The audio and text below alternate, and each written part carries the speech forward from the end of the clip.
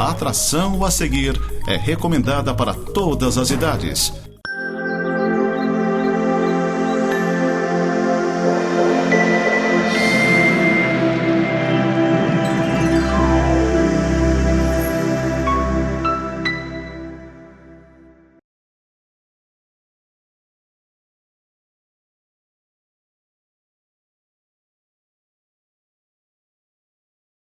Olá, queridos telespectadores, mais uma vez estamos aqui com o programa Semeando para a Vida Eterna.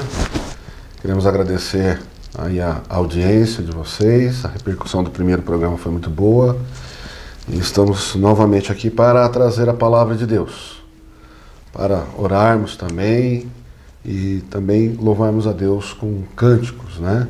Que nós vamos colocar no final. E eu quero agradecer a Deus em primeiro lugar, vamos fazer uma oração, né, pedindo a bênção dele para esse programa.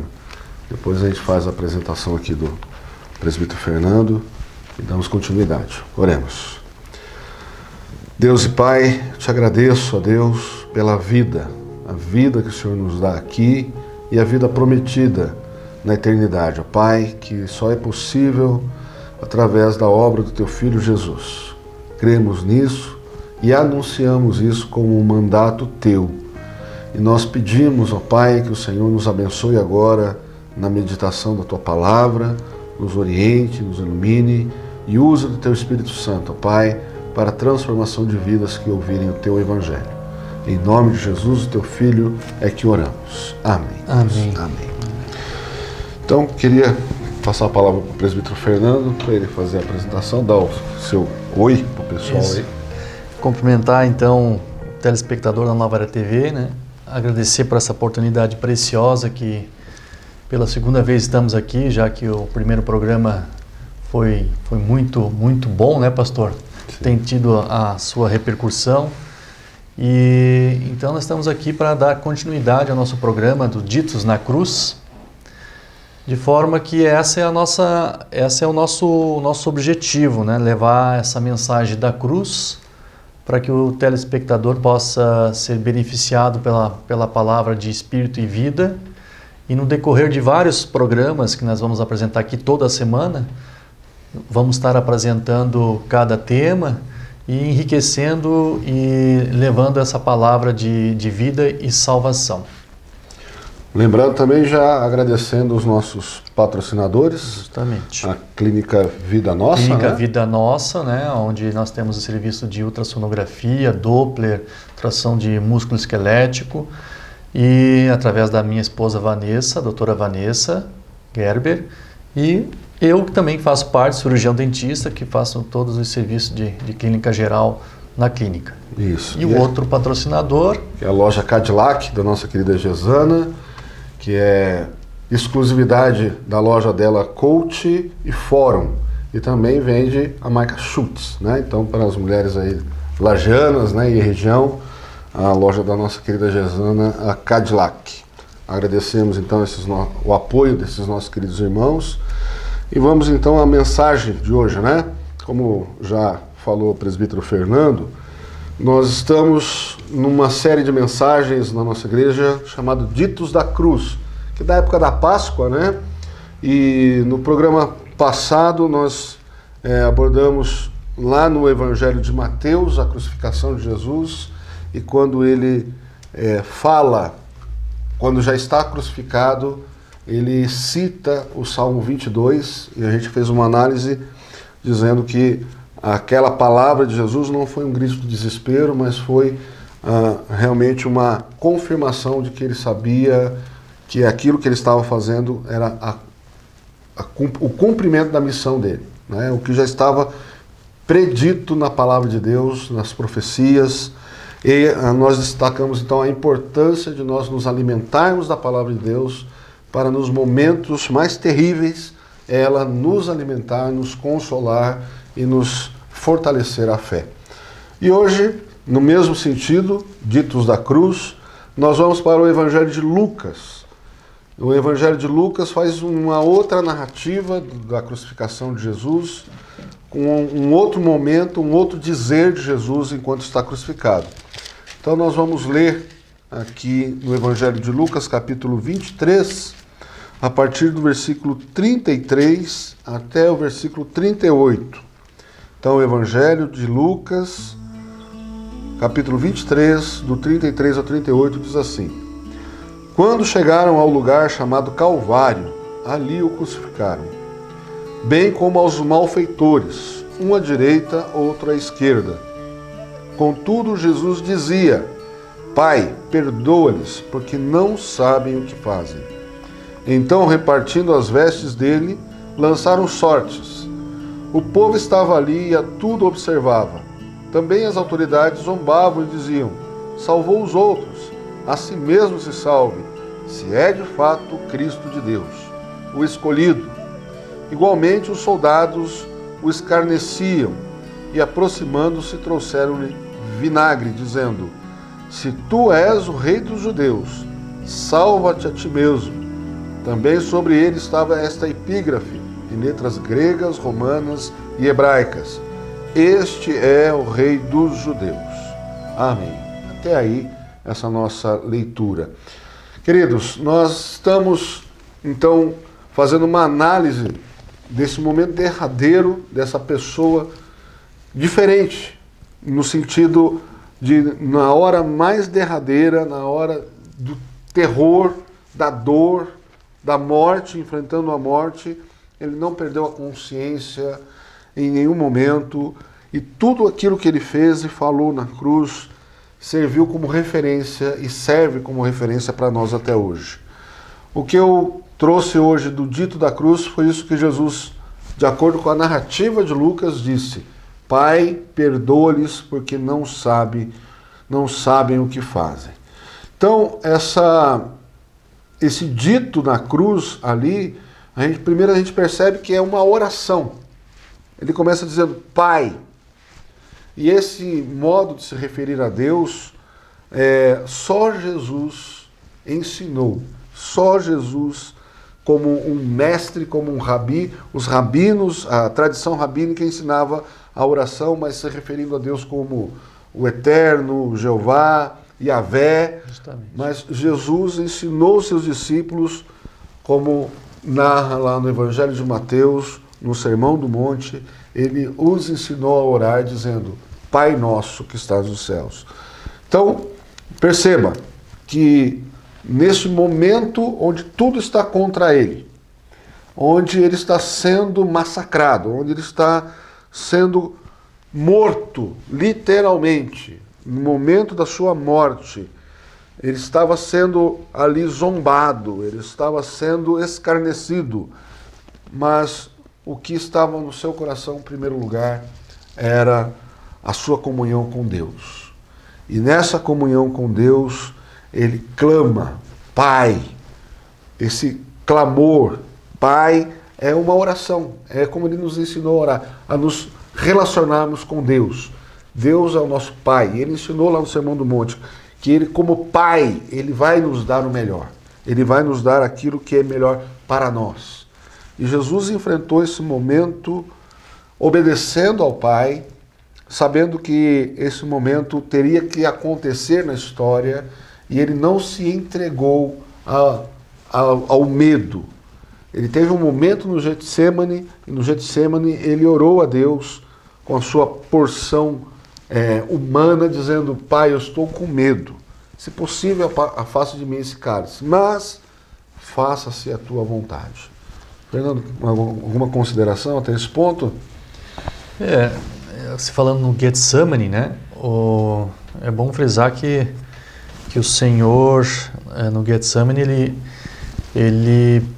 a parte humana dele falou muito alto, no sentido de ele ter previsto toda o martírio, né, e toda a paixão que ele teria que passar e o sofrimento, a ponto de que relata no Evangelho que ele suou gotas de sangue. Né? Sim, foi tão intenso o momento ali, né, de oração. E ele orou por 3 vezes, né? Sim. Ele orou por 3 vezes, questionando, né, se ele, para afastar aquele cálice dolorido, terrível, que era a condenação mais terrível que podia ocorrer naquela época para um ser humano, onde ele seria condenado com a morte pela cruz. Sim.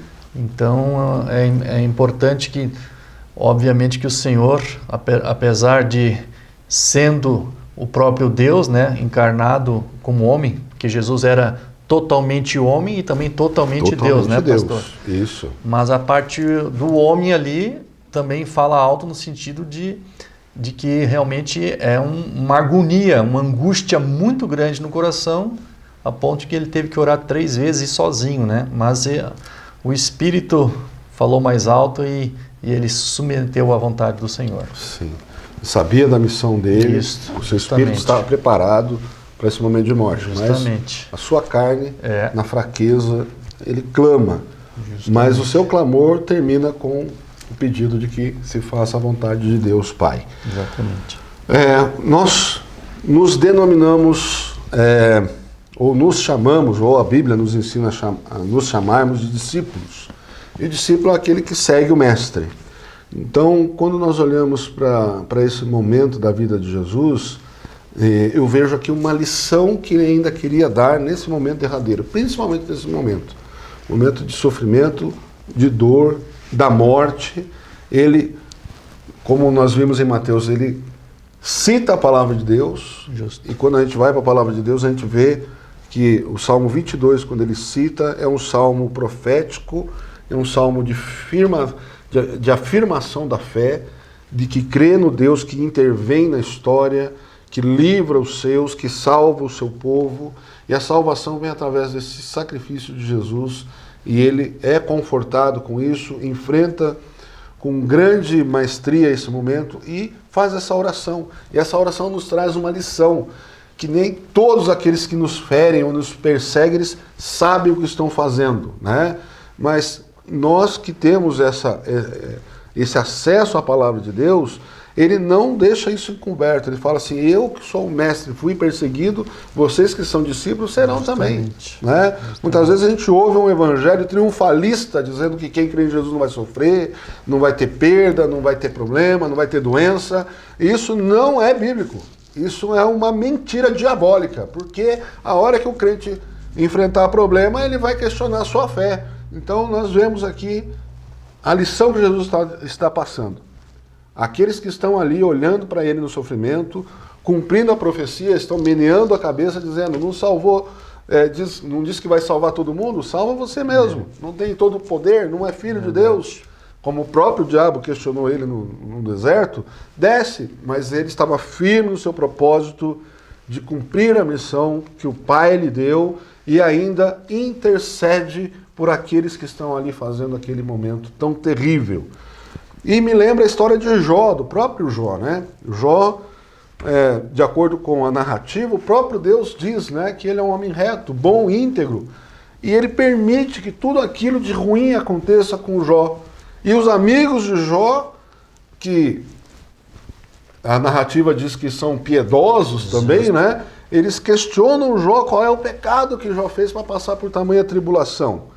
E no final do livro, Deus fala para Jó o seguinte, fala assim: eu vou perdoar os seus amigos somente se você orar por eles, se você interceder por eles. Veja o nosso papel com relação a quem nos persegue, aqueles que são as pessoas que nos perturbam. Você tem alguém que está incomodando você na sua vida? Ore por ele, interceda a Deus por ele. Interceda para que Deus perdoe, porque ele não sabe o que está fazendo. E essa é a definição que Jesus dá de nós. Não sabem o que fazem. O pecado tira o nosso entendimento. Verdade. A única coisa que traz o nosso entendimento de volta é a palavra de Deus. E essa palavra nos abençoa nos momentos mais tenebrosos da nossa vida. Isso que a gente viu quando Jesus clamou o Salmo 22 e na hora também que ele ora. A ação dele é de oração. Isso incomoda, isso atinge aqueles que estão olhando ali. Tem um soldado que clama assim: esse verdadeiramente era o Filho de Deus. É um soldado. E um dos malfeitores que está ao seu lado reconhece. Ele é inocente, não fez nada, né? O outro ainda está zombando, o outro que está crucificado com ele. Então, nós vemos aqui que a ação de Jesus é uma lição. Essa oração parte do coração bondoso de Jesus, mas não só de um coração bondoso, mas também com o objetivo de nos ensinar que nós devemos sim interceder e orar pelos nossos inimigos. E o Fernando vai trazer agora um texto de 1 Coríntios, capítulo 1, né? Versículo 18 a 25. Leia aí para nós, Fernando, por favor.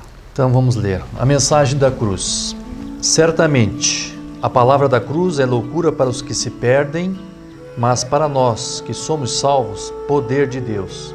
Pois está escrito: destruirei a sabedoria dos sábios e aniquilarei a inteligência dos instruídos. Onde está o sábio? Onde o escriba? Onde o inquiridor deste século? Porventura, não tornou Deus louca a sabedoria do mundo? Visto como, na sabedoria de Deus, o mundo não o conheceu por sua própria sabedoria, aprove a Deus salvar os que creem pela loucura da pregação. Porque tanto os judeus pedem sinais, como os gregos buscam sabedoria. Mas nós pregamos a Cristo crucificado, escândalo para os judeus, loucura para os gentios. Mas para os que foram chamados, tanto os judeus como os gregos, pregamos a Cristo poder de Deus e sabedoria de Deus. Porque a loucura de Deus é mais sábia do que os homens, e a fraqueza de Deus é mais forte do que os homens. Amém. Então, queridos, a mensagem que nós queremos trazer hoje para você é essa, que a cruz foi uma vitória. Nós hoje estamos pregando o evangelho da miséria, do sofrimento, mas o sofrimento faz parte da vida de todos. E como é que a gente reage diante desse momento de provação, de tristeza, até da morte? Como é que nós encaramos se a nossa fé ela está abalada? Então, Jesus nos dá o exemplo na hora da morte dele. Ele busca lembrar a palavra de Deus e busca interceder por aqueles que o perseguem. É essa palavra que eu queria trazer. Palavras finais, Fernando, do nosso programa. Eu gostaria de apenas finalizar aqui com o próprio livro aqui de Coríntios, né? Com os valores de Cristo, que diz assim: mas vós sois dele, em Cristo Jesus, o qual se tornou da parte de Deus sabedoria, justiça e santificação e redenção, para que, como está escrito, aquele que se gloria, glorie-se no Senhor. Amém. Amém. Então, queremos deixar o nosso abraço, essa mensagem para que você se alimente da palavra de Deus, busque a Deus em oração e siga os passos de Jesus, do que a palavra dele nos ensina. Deus abençoe o seu lar. Amém.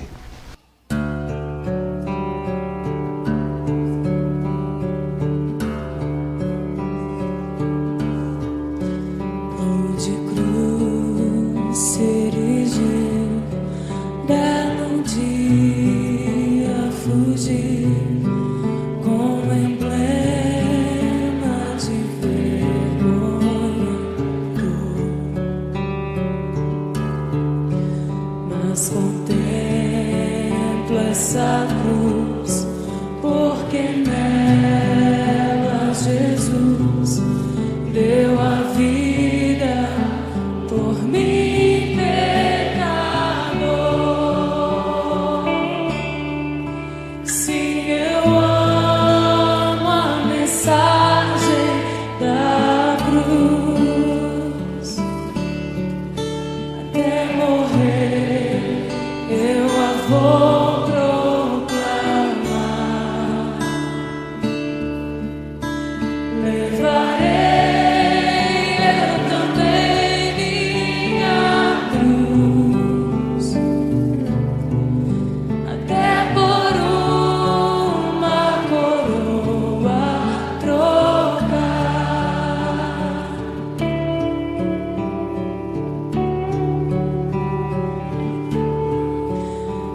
A glória dos céus, o Cordeiro de Deus, ao Calvário humilhante baixou. Essa cruz tem pra mim atrativo sem fim, porque Jesus me salvou.